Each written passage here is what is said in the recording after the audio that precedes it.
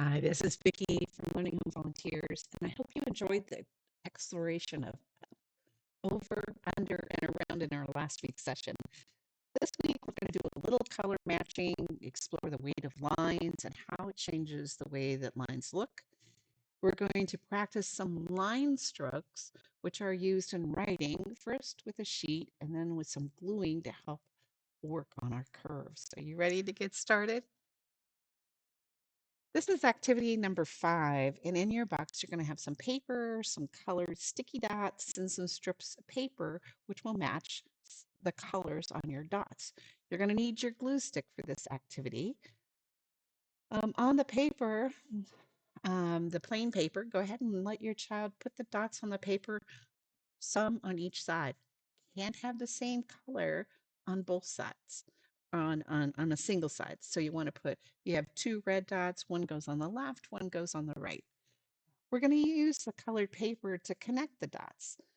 When the learner glues the first piece, it helps to keep it secured by putting a little leg on it. Let me show you what I mean. You can see like a little kind of leg over on the side. It'll help it keep secured to the paper. And when they're done with that, they can glue the other side to match the dot on the other side of the paper. Kind of fun, right? This is activity number 6, thick and thin. And in your box, you're going to find some construction paper, yellow, and some black lines and cut in various widths. Some are thin, some are thick, and some are in between. The idea is for the child to choose how they want to glue them on the page. And the easiest way to do this is actually just put the glue on the black piece of paper and then let them place it on the page itself. Once the lines are affixed, they can be finished or they can color in the spaces made by the lines. The addition of color makes things look a little bit different. This is activity number 7, make some lines. We've included a couple worksheets which provide practice on all the writing strokes needed to make the alphabet.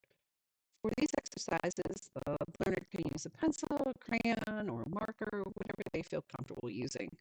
Their job is just basically to connect the lines. Your job is to put language to the lines. For example, this line is straight and goes up and down, but this line is straight and goes side to side. This will help them be able to understand instructions about making letters when you actually start providing them. This is activity number 8, thick and thin string. We're going to use this empty grid to practice up and down and across using thin to thick strings. We ultimately want to create a alternate the use of vertical lines and horizontal lines like we see in the picture. First, you want to work with your child to cut the strings in various lengths that'll actually fit in the grids. Next, you want to use your white glue in a bowl and dip the string into the glue and then make either vertical or horizontal lines in one of the grids. Does the look change if you use different colors or different sizes of strings or different direction of the strings? We would love to see your learners' creations. Please post. That's all for this week. I'll talk to you next.